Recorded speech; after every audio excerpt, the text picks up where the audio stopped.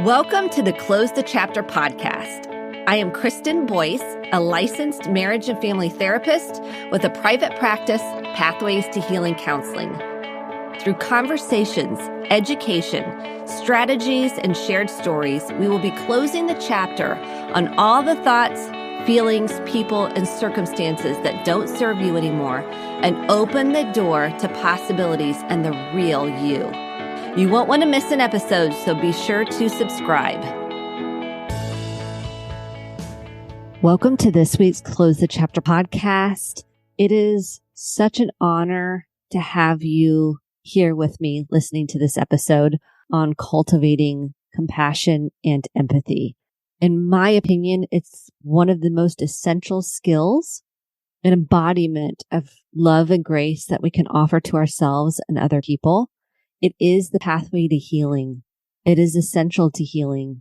I am convinced working in my own life and with meeting people in their deepest pain, grief, loss, and suffering and hurt, that is the most important element to create safe connection is true empathy. And part of how we cultivate empathy is doing our own work. So what I encourage you to do today, if you have not gotten the free journal, I encourage you to do that right now. You can go to Kristen, Kristen, Boyce, BOICE.com/free resources, and it will email to your inbox and start using it. Start doing your own work to open up a space inside you to be able to access empathy freely with curiosity and with an open mind. It will change your life. I promise you, if you do what we're going to talk about today, and I know that sounds so grandiose, it is the most important element in my life. Now, I'm not saying to not have boundaries. You can still have empathy and have boundaries. As a matter of fact, I can't have empathy without boundaries. An essential component to creating healthy connection with other people, boundaries. What's okay, what's not okay. And if someone isn't able to offer that or really see you, then you can still offer empathy in a different way.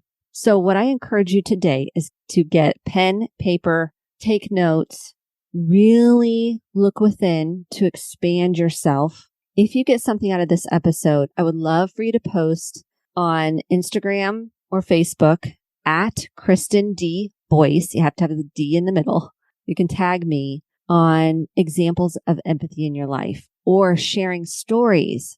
Either you can just write it out and share it of how people have offered empathy to you and how it's changed your life. So the first thing I want you to notice is, have you had a situation where you were heartbroken? You felt broken open. You didn't know how you were going to get through the pain. You didn't know how you would get on the other side of feeling better. And someone offered you empathy. And it was like a balm. It was like soothing ointment on the wound that cut so deep. They didn't try to fix it. They didn't try to problem solve it. They didn't try to, quote unquote, make you feel better. They had no agenda, no judgment, just an open heart where they listened.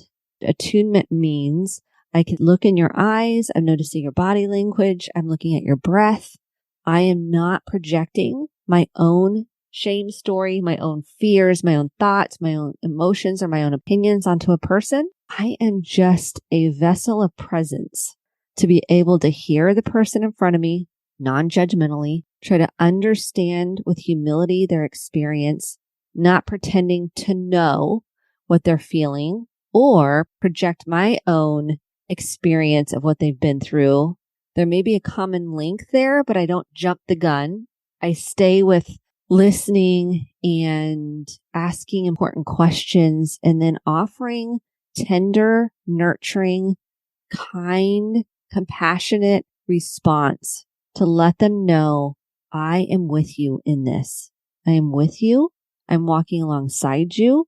And that helps the other person feel safe, seen, acknowledged, less alone in their pain.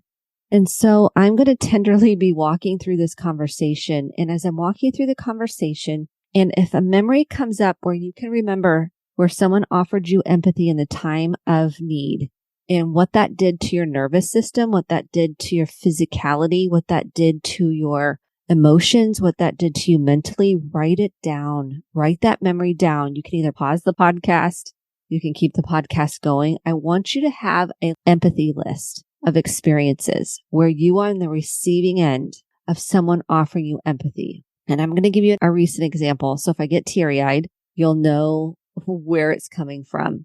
One of the most powerful experiences that I've recently walked through, I lost my mother. She had a sudden heart attack and has died.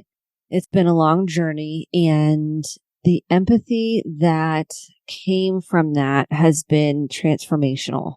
And what I mean by that is my stepfather was there and had to, and I'm going to give you a trigger warning in case this is too much, had to attempt to revive her. And then in the hospital, I was able to meet him and offer him tenderness. I hope this is how he experienced it. This is at least how my heart felt. My heart felt very pure. My heart felt very tender for him. My heart wanted just to hold space for him to process his experience. Even though I was also walking through my own grief, there was some therapeutic element to me offering compassion and empathy to him while I was also walking through my own grief and loss. We were able to listen with open hearts and without judgment at all. There was no judgment. So he could say good experiences, hard experiences. He could say what he liked, what he didn't like, and there was no judgment about it. I just knew he needed to process. That's it. Wasn't about me. Wasn't about judging his grieving experience or his experience of the loss of my mom. It was simply the understanding that he needed a safe place to process and empathy. And it was like a salve. It was a balm, meaning that when he would talk and he would share his gut-wrenching grief, and I would just say, it's okay to let it out. You missed her. You love her. This is so hard. That's what empathy, those are empathic statements. And it wasn't just coming from my cognitive, my head, my thoughts. It was coming from my heart. So we can offer empathy very robotically and cognitively. And while that can be helpful, we're not embodying what empathy is. Empathy is offering a non-judgmental, curious space of curiosity, warmth, and compassion when someone is opening up about their emotional experience or their experience in general. And then he was able to offer me the same. And that doesn't always work like that. Sometimes it's a one-way street, but he was ability to offer me such tenderness and compassion and warmth. It wasn't fake.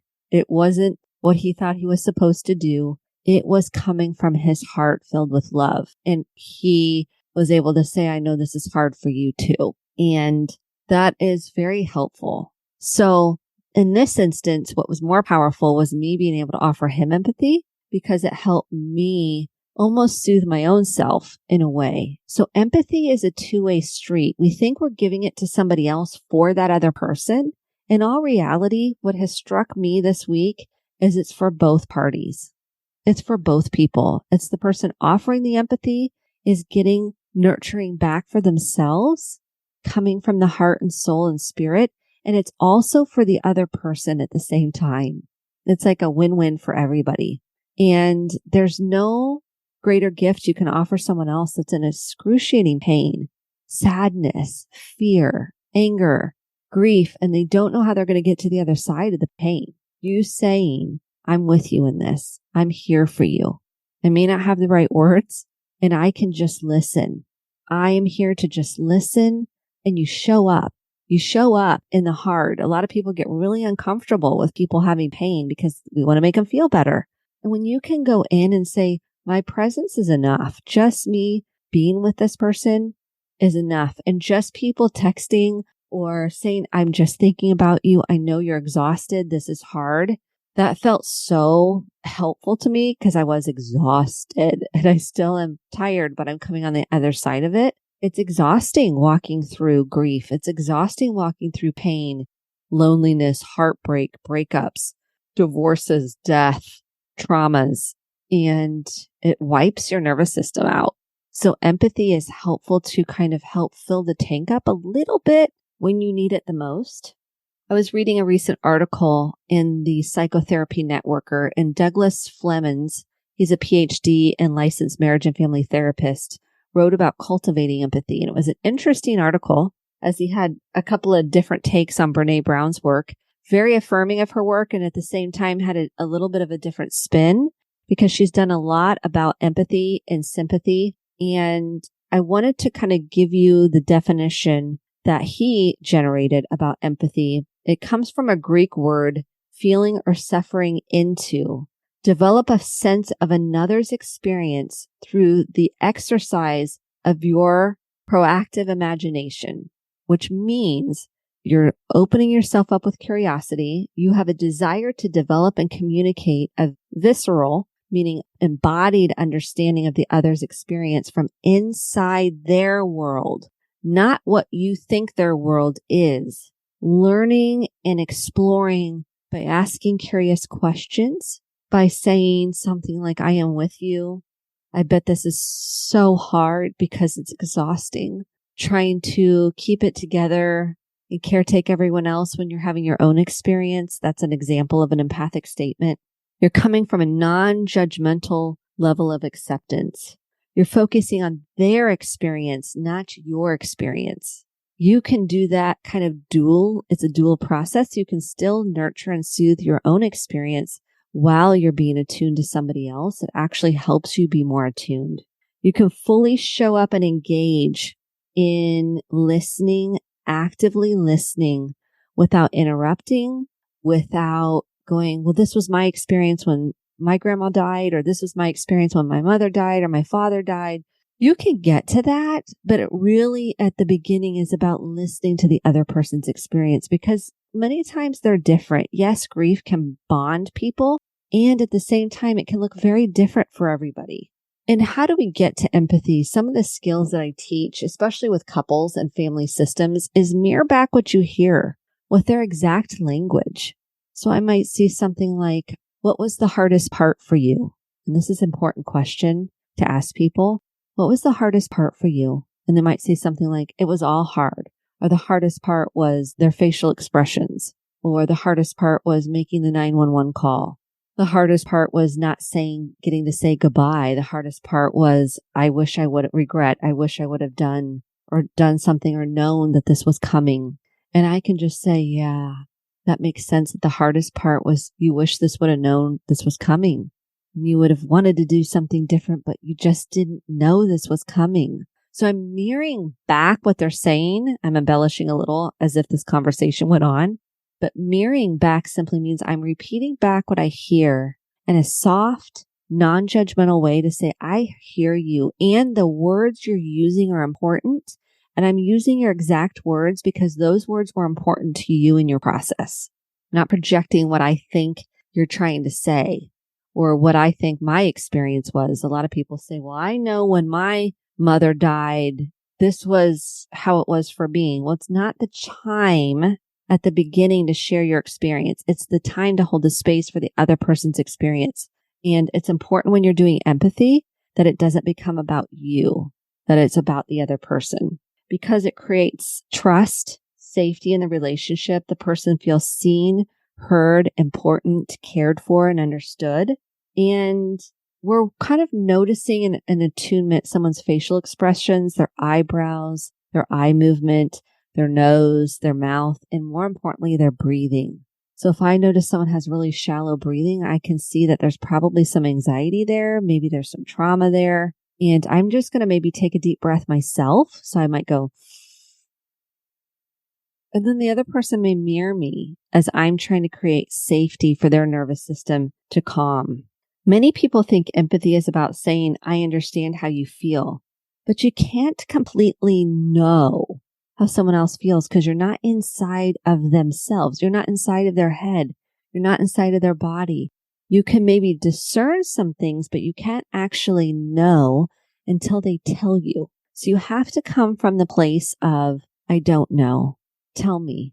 I don't know. Empathy is part of not knowing and letting someone share their story. People mean well, because they want to show understanding when they say, I know how you feel. I tell people to take that out of the vocabulary. Do not say, I know how you feel. That is triggering to folks. That is disconnecting. And people want to say, you have no idea what it's like to lose a child. You have no idea what it's like to go through this traumatic event. So they will actually feel less seen, less known when you say, I know how you feel. Strike that from your vocabulary. It's one of the things I tell people to take out. I know how you feel. I understand how you feel are two phrases to not repeat because you don't really understand completely. I know you feel like you do understand in your mind. You feel like you're getting it. It's very disarming for people to say, I understand, because they want to go, no, you don't. You're not walking through this in the same way I am. You're not in my head. So try to eliminate that from your vocabulary because it doesn't feel empathic. Respectful humility means you really don't have a clue what someone else is going through. And I like that term, respectful humility. I really don't completely know. I may have an idea, but I don't really completely know. So go into it saying, tell me what this has been like for you. I can only imagine that this has been exhausting. I love that phrase. I can only imagine. It's very tentative. I am checking if that's true. Let the person share. How are you feeling? What has this been like for you? And if they don't have the energy, the empathy statement is that makes sense that you're exhausted and just don't have it in you to say one more word, and that's okay. Empathy looks like you can sit in silence with somebody by holding their hand, rubbing their back, by just a tender, loving expression. Sometimes you don't have to have the words, but your body is saying everything. Open curiosity and a commitment to learn is important with empathy. And they get to decide whether you get them or not.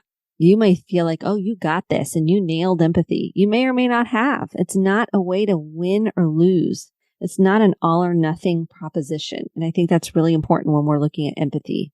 Some of the pitfalls that people get into is they over-identify with the person's pain. And I think I mentioned in that we start sharing our own experience. And when we do that at the beginning, we're not letting the person share their own experience because empathy involves letting someone process how they feel. What does that mean? That means I'm holding space to say, how do you feel? And then I'm offering acknowledgement for the pain that brings. Oh, that is so hard. That is so painful. I might even use the words that they're telling me. It creates an opening inside of someone to say, you care enough about me to hear my story.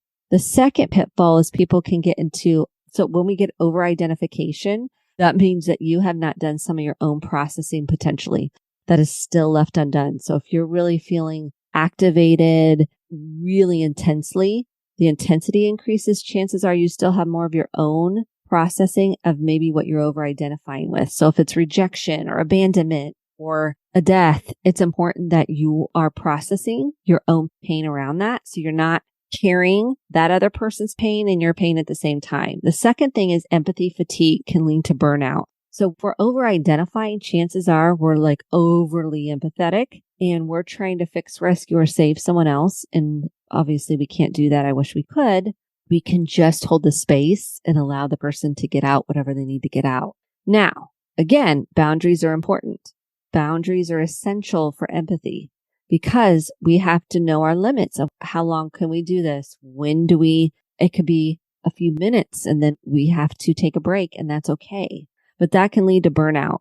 And defensiveness can lead to a barrier to being empathic because we feel the person is wrong, that this isn't right. We can get into right, wrong, good, bad, all or nothing. And that can block us from accessing the soft, tender place inside to be able to see the person in front of you, to be able to love the person in front of you.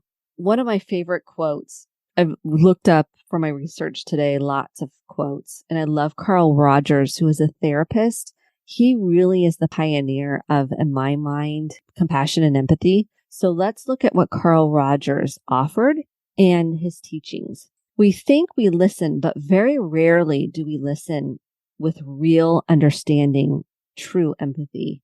Yet listening of this very special kind is one of the most potent forces for the change that I know. And I think that is so important to note. And here's another one by Stephen Covey. And we all know Stephen Covey was big back in the day. When you show deep empathy towards others, their defensive energy goes down and positive energy replaces it. That's when you can get more creative in solving problems.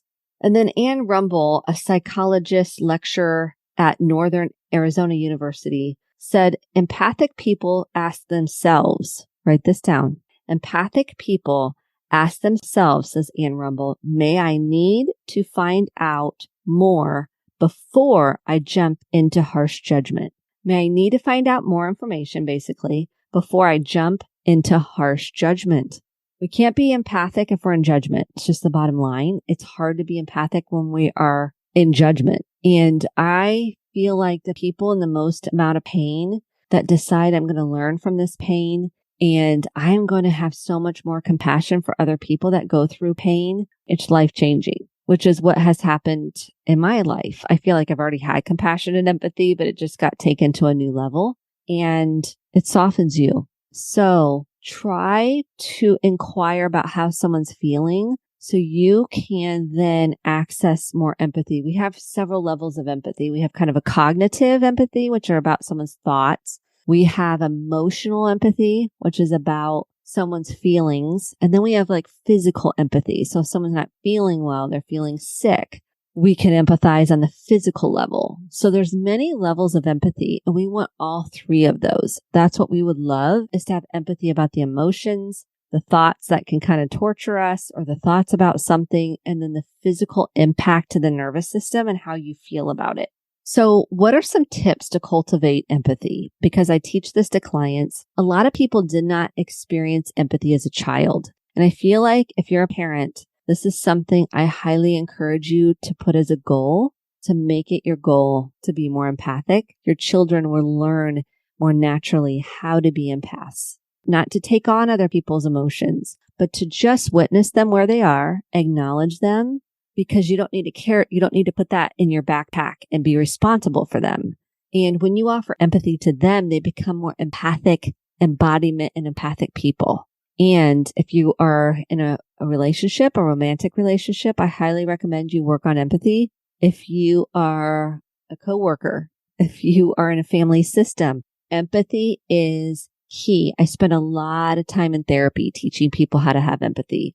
And first we have to listen well without defensiveness. And then the next step is mirroring. So mirroring would be exactly what they say. Or once you get better at it, you can paraphrase it using their language. And then empathic statement might be, oh, that is so hard.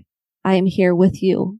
I'm walking alongside you in this pain and this hurt. That's empathy. I'm not fixing it. I'm walking alongside them.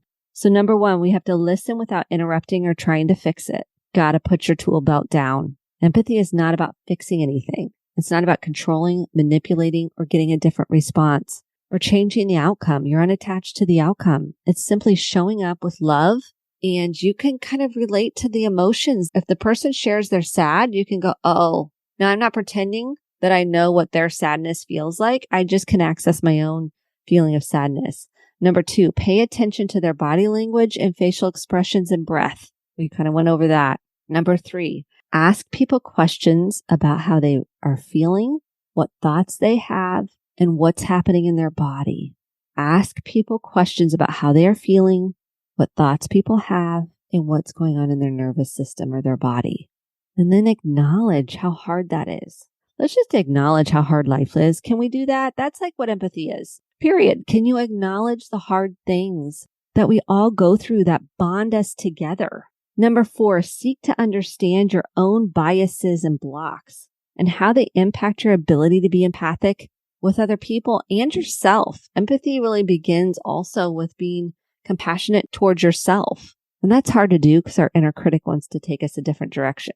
Number five, look for connection points rather than getting defensive. So look for ways to see, oh, we have that in common. We have that in common. Even if you don't have anything in common, you can still look for ways. Even if you don't have anything in common, you do have your humanity in common. Let's not bypass each other's humanity. Isn't that something? If we could just acknowledge the circle of life and how hard it is, how much more connection we would have as a culture and sense of belonging and less loneliness. Number 6, be willing to practice more vulnerability and open up about how you feel in general in your life. The more you open up and people are empathic back to you, you're going to see how wonderful that feels. Truly, when you share your hurt, when you share your pain, when you share your gut-wrenching heartbreak, and people offer you compassion and empathy, there's nothing more therapeutic. Your nervous system is like, can take a breath. I am seen. People don't think I'm crazy. People really love me and care about me despite me going through this hard thing. I'm less alone. If I could sprinkle out empathy and give it out to everybody, I would, including myself, because empathy is hard, especially when you feel blamed for something. Empathy is going to take a while to come around. It's not just going to flow freely from you. So I'm making this sound so easy, but when we're hurt by someone else and it's hard to access that empathy, when we're disappointed in someone or we're feeling disappointment, it's hard to access empathy. So you have to just know when we're angry, there's going to be more of a barrier there to access empathy. Try to offer yourself compassion, and then empathy is going to flow from that place. And I was also reading a little bit on Fred Rogers' book, The World According to Mr. Rogers, Important Things to Remember by Fred Rogers. I feel like he tried to teach compassion and empathy and feeling your feelings on Mr. Rogers' Neighborhood. And I have a lot of respect for what he worked to teach children that he thought would then transform the world. He says, I've always called talking about feelings important talk. Knowing that our feelings are natural and normal for all of us can make it easier for us to share them with one another. That's empathy. Knowing that our shared humanity comes with emotions and emotional pain, that is how we can go, oh, yeah, I get that. This is hard. And the purpose of life is to listen to yourself, to your neighbor, to your world, to God, if that's what you believe. And when the time comes to respond in as many helpful ways as you can find, from within and without, that is empathy. Do you want to give more empathy in your life? Make the commitment now. Don't wait, because you never know. Life is short. I know you hear this and we're like, blah, blah, blah. But really, take a moment to decide if you want to be a person that helps people feel seen, heard, and understood. And if you want to take the time to really cultivate that in your life and see if it changes your life. When you are on the path to healing, when you're dealing with trauma, empathy is essential to healing. He goes on to say, I want to say a few more things. The world needs a sense of worth, and it will achieve it only by its people feeling that they are worthwhile. And empathy is the gateway to feeling like you're worthwhile. And again, I want to make the point, and I think it's important to really emphasize this, that we can't have empathy without boundaries. Let me say a little more on that. So if I feel taken advantage of and I'm just going, oh, that's hard. Oh, that's hard. And I'm not maybe saying it's hard and it's not okay to talk to me that way. I'll talk to you later. I love you. Bye. And I'm going to get off the phone. You see, I still was empathic and I had a boundary. It's not an either or. I can have both, and that's healthy and okay. So I want to make sure I'm clear on that, because if we think that we're just supposed to tolerate bad behavior, that's not what empathy is. And one of the most important pieces of this conversation is to know that empathy takes work. Empathy is built through heartache, pain, betrayals, hurt, loneliness, heartbreak, heartache, grief, loss, death, and the list goes on. Trauma. That is the birthplace. And I'm not saying it has to be, because I don't believe it has to be. I do believe that that we all experience pain and you can't get around it. You have to go through it. I wish we could get around it, but we can't. We have to go through it. And by going through it, then it offers us the empathy if we're open to it. Unless I'm going to put my protective and defensive parts up, then it's going to be harder for me to learn how to have empathy. So here's the last piece of what I want to say. Let's start asking people how they feel. Let's start checking in with people and seeing how they're doing. Let's start remembering what we need as humanity. And the last quote from Mr. Rogers is, as different as we are from one another, as unique as each one of us is, we are much more the same than we are different. That may be the most essential message of all as we help our children grow towards being caring, compassionate, and charitable adults. We are all connected and the same in this not the same, but we all have this humanity that we share. And if we could only see more of the same, meaning our hearts and our humanity, and honor the differences and acknowledge the differences and see how we all have hurt and pain just differently. And it's okay to have different experiences and don't project your experience onto somebody else, the more empathy we're going to be able to have. So my challenge to you is I want you to keep for the next 30 days. It's up to you. I know how hard it is to break patterns. So for the next 30 days, I want you to each day offer empathy to either yourself or somebody else. And I want you to write it down. So if you offered empathy to yourself, let's say you got dysregulated with your kids and you apologize, you acknowledge their hurt. I want you to offer yourself empathy and write that down. Offer myself empathy because I got dysregulated with my kids. You can even write this in your journal. And the second day, maybe someone had a loss in their life and you sent them a card and you sent them a text saying, I'm here to walk alongside you. I may not have the right words, and I just want you to know I'm here for you and I love and care about you. Empathy. Write that down and do that for 30 days. And then I want to do a check-in and I want you to tell me, how was this experience? I want you to fully commit. Like if you really want to do this and you want more empathy in your life, I encourage you, let's put it that way, to do this for 30 days. One way to show empathy to yourself or someone else, and then let me know how it goes. And then if someone offers you empathy, that also goes in that empathy journal, so to speak. I want you to write out who showed you empathy, how did they show you empathy, and what did that do for you? What was the impact to you? And then let's check back in and see how it goes. Share this podcast with somebody that you want to do this 30-day challenge with maybe. And that's a beautiful way for you guys to talk about your most empathic experiences. How is it going? How have you been offering yourself empathy or somebody else? And share in the journey and how has that impacted you? So share this, maybe have a partner to do it with or just somebody that you want to build a deeper connection with. Maybe they help you and you help them and you build more of a vulnerable connection with somebody. What a better way to do it. I just want to say I'm grateful for you. I love you. I'm cheering you on your healing journey. Don't give up. I know it's hard. I know you want to be like, this is so hard. And I'm with you in the hard. Thanks for listening today and go out there and cultivate more empathy and compassion for yourself and others. Big hugs and lots of love. Thank you so much for listening to the Close the Chapter podcast. My hope is that you took home some actionable steps along with motivation, inspiration, and hope for making sustainable change in your life. If you enjoyed this episode, click the subscribe button to be sure to get the updated episodes every week and share with a friend or a family member. For more information about how to get connected, visit Kristen, Kristen, Boyce, BOICE.com. Thanks and have a great day.